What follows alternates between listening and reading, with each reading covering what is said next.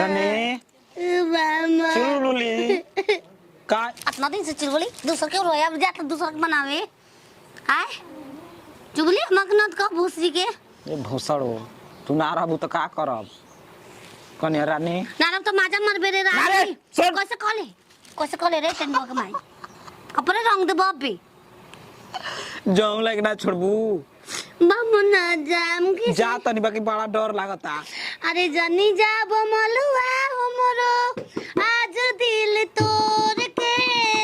मत जाब मलुआ हमरो आज दिल तोड़ के देख ला छिनारिया के एक बार मोर के देख ला भतर काटी के एक बार मोर के का करबू रानी मजबूरी बा मजबूरी बा बियाह कर ना रही मजबूरी उठ उठ उठ पोसरी के गधा भइल बा हो चरवा हवा अरे चरवा हवा धोबिया रे धूप आद करे नी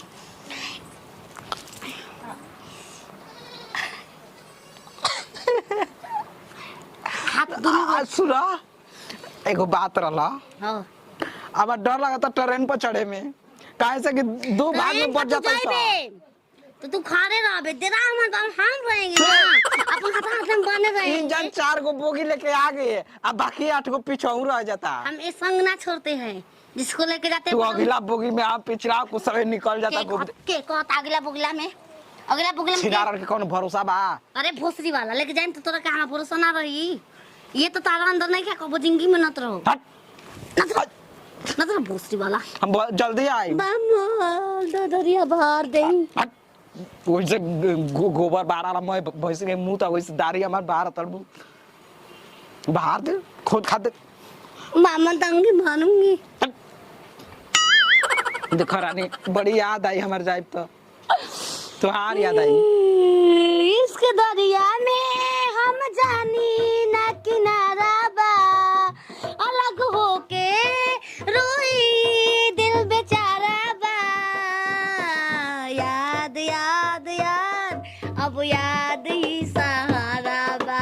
याद याद याद हमारे याद डेढ़ महीना में आई 1.5 महीना लिखा के ओहे मत आगे मत बहुत रुक जाते तो ये ना हाथ रोक मार छिन रही तना मार दे मार बजा मार बैठ तो बस बजवा टूट जाई ऐसे मरवाई नहीं है पर कि जहां बैठब ता दर्द कबरिया याद आ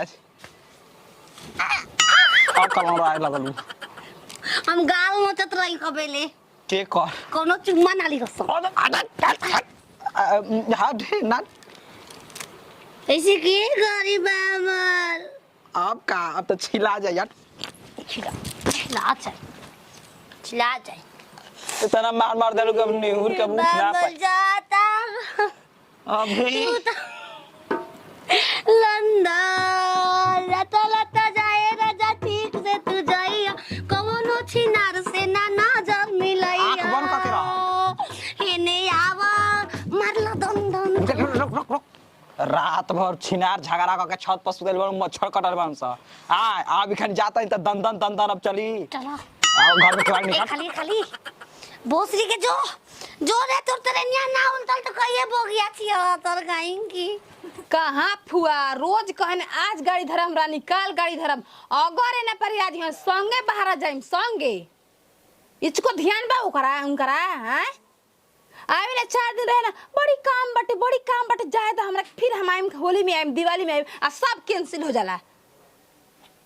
कहां से वीडियो कॉलिंग बतियाई हाथ जी के तो मोबाइल मार दे के कोई बटे भौजी ठीक बटे पूरा भौजी पा लगी दूसरा हाई हाथवा पे पा लगी समाचार तेरा कार है बबुआ समाचार ठीक बनी बे काले बेटे रे समाचार पूछता रहा ठीक बाड़ू ना हम तो ठीक बन तू बड़ा गर्मी आइल बड़ा भूसा ढोके आवतला का भूसो से बड़ बोझा ढोता नहीं घरी अबे धान के सोहनी होत तो कोची के बोझा ढोवे लगला मेहरारू के बोझा ढोता नहीं तो पूरा दुनिया ढोवेला तो हाथ ना गर्मी आ जाला दुनिया से हट के बियाऊ काहे बाहर देखा जातला हम जात रहनी बहरी बाकी जाइब ना का है तार बिना हमके ठीक लागे हो जाए बताओ ई का खतरा हो माने अकेला में तो कह लेकिन चार आदमी के बीच मत कह तारा भी अकेले में आज कुल बात हम तारा से कह का भइल बाटे कौन बात बका देखो हम बाहर जाए नहीं खिंचाहत अच्छा बाकी घर से निकल के बाहर ही जाए खातिर त जा 2 रुपया कमाइबा तबे मेरा रोज आजकल खुश रहतन से हम ही हो गेले पर मर से खूब झगड़ा करना पैसा रुपया खातिर के अब बाहर जाई अभी ट्रेन में रहो तले ने दूसरा सुना जे तो कैसे फिर हम आए चाची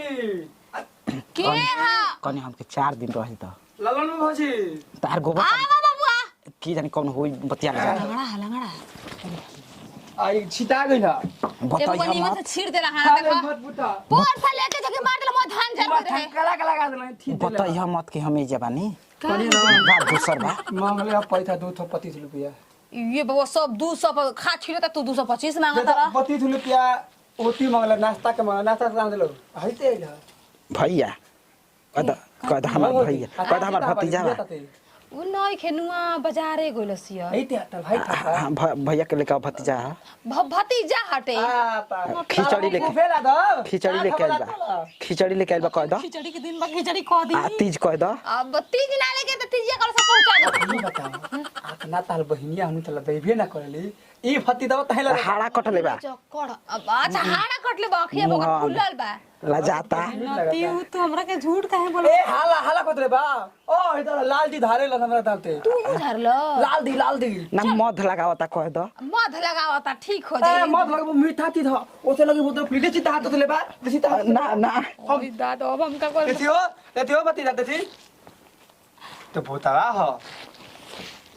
ये तो भूतावा हो ए बाहर जाता ही तारे मत चल बे चल बे तू हेदू गइल वाले चल 300 रुपया टिकट लगाता चल बे ना हम ना देबो हर जीजा के ट्रेन में एक 300 टिकट लगता लगता तू अब का करबा हमार तो बाबू गरीब कोनो बिजनेस नहीं के घर जाए के ना पड़ी ओइसे जात भौजी के आइने अब 300 रुपया देखा हो हम झूठ ना बोलना हां है कुछ तो कल बता तला से आई हो ना ती अब तो हमर गांव में इज्जत ना तो तो भतीजा तो होत रहू कह दो, हाँ। ऐसे तो लगता कोनो कहे खाती कहती हां हम चक्कर ए बचवा देख हम तार से एक बात कहते कह दो 4 साल से बात से मत गमता बात ना सुनो 4 साल से रिलेशन में बनी जा 400 से रिलेशन में ओ बनी ले दादा पदले भाव अरे और हम नहीं खी हो रिलेशन में ये दो गाल ऐसे कह के हमर मर्द से तलाक दे दो को सही बम रहला तार देखा आई देखा मरले भी मार करिया करिया हो गइल। ओ गुना ए रोटी हेलु को हेलु सारा जाते जाते भेज दे बस अरे माई अरे हमर हमर बकरी 8 गो बियाह गइल बियाह हो दादा हम का करी पानी झारे के जा आइला ता मुहावा मार के जा पतई पानी झारे के जा अरे बकरी 4 गो बचा दे दिल बड़का चु छीटा किन के लेने तो बारी बकरी के तुझे हमार हलेरिया हो गइल बा 4 गो खुद बियल हलेरिया हो गइल बा हमार ह हिलावे के पड़ रहा मलेरिया ना मलेरिया का अच्छा दूसरी हलेरिया भइल तो हरा कहां से आ गई कत रहतई अरे तू हिला हिला के खून फेंक देता लू ये भुवरी कहां से आ गई ए नाती चुप रही अरे बकरिया एगो दिखाई वो ना ना ना बमला के याद बड़ी आवता देखा तू बकरी बस का कर जब तोर अरे मरत कोनो ना बात नहीं बसाला उ क्षेत्र चल गइल त का से मजा मारते बानी हम त बेजवे के फसैले बानी आय हां हां अबे तो बजुआ आई रहला ओइ त कोन हां मार पता देखने कि नहीं कि बमला गोइला का अच्छा जाए दो तो जा तब तू अपन इराड़ी पात के महका दी तू ओइ में घुसल बा ये भौजी पादो तो उसर ले हगा बू जानी पातत के ये बकरियों को मुंह मन रूम चारे गन पियाई में आई ता तने रुमाल से हूं को दा मैं एसी लगवा दी तारा के पंखा लिया जोड़ दी तनी बकरियों के ये पास देखा हमर बकरी के बच्चा देखो एमा पार तो बंद बाटे किनु ना सुनाई अच्छा रो पता पथु अरे हमर बच्चा ना मुंह से हंसावा दादा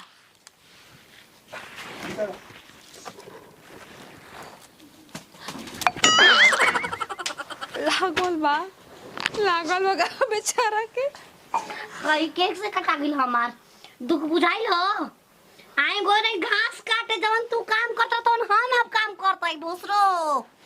तू चल जा चुपचाप दादा हम तो बहुत लाख ले बारू कौन काम को तो तू लाख ले बारू के हम कहते रही तू खाली बाले ओए हो राम अरे मुड़िया टूट गई हो दादा बेचारा बड़ा हरामजादी भी है तो अपन खींच के इधर घुमा दे तू भाव चट दिन खत्म कहानी हो देंगे घर पाँच भवर जब ससुर गल